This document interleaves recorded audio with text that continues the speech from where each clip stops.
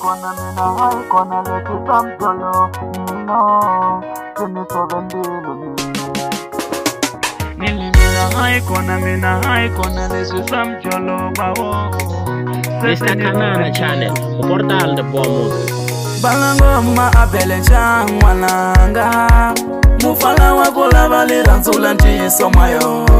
kati makata mjolo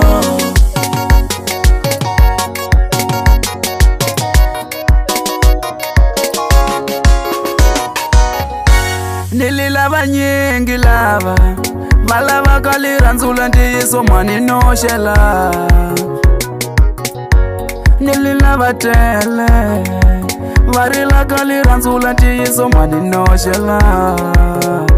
kasi mina ntashikuma kwini xipunta xakuvene xihlayisa liranzula mina mayo lava kuti vavotlanga hilo mina ntashikuma kwini xipunta xakuvene xihlayisa liranzula mina mayo ikulava kuti vavotlanga hilona liranzula mina hiyo mama vanhu vakona ni rhandzanaka navo silava mini kombela rivalelo siku na siku na ni nga vonangi kasi vakwini lava va nga karhala hi lirandzula lila ku xavelela hi va vuya ka mina hi ta rhandzana swa ntiyili mina hayi kona leswi samjolo milno swi ni tsove mbilu nili mina hayi kona leswi samjolo bawo se swi ni tsove mbilu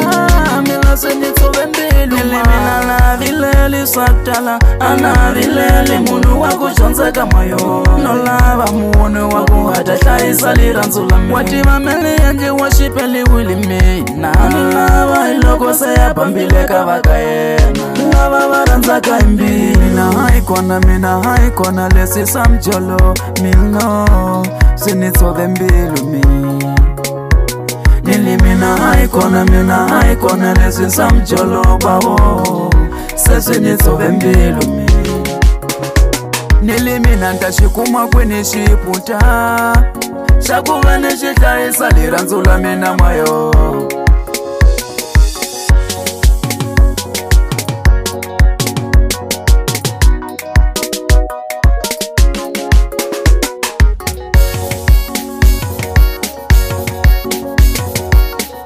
Mr. Kanana Channel, o portal de boa música.